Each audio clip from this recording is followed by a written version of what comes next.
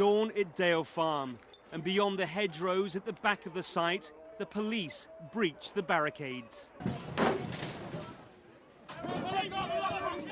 Both sides said they wanted no violence. In reality, it was never going to be that way.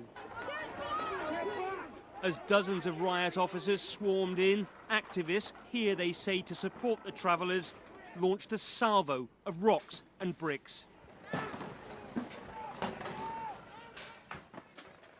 The police kept coming, using tasers on 2 protesters, the voltage enough to temporarily paralyse the victims, with no lasting injuries. A few seconds ago, we've seen at least one of the activists being tasered by the police. There's a sort of running battle going on now as the police are going on through the fields behind Dale Farm, trying to find a weak spot. Soon it was clear that the numbers were overwhelming. As the protesters fell back, each of their barricades fell one by one to the police advance. And in the middle of it all, the travellers themselves, families fleeing their homes. One mother with a baby in her arms. There were some minor injuries, but the real hurt for many here has been emotional. The chaos and violence comes after weeks of legal delays. Many thought, hoped it would never come to this. Fire and destruction, and more casualties.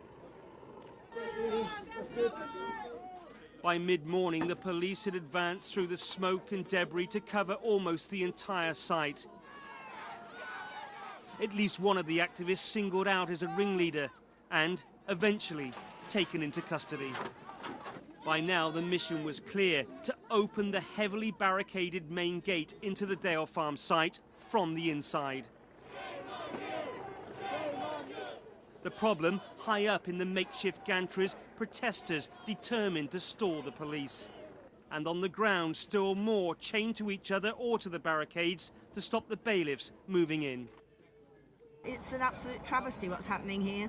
The people here can't live their way of life. They can't live here legally, they can't go on the road legally. There's no legal choice for them. And so, with tension heavy in the air, the job of removing the protesters continues.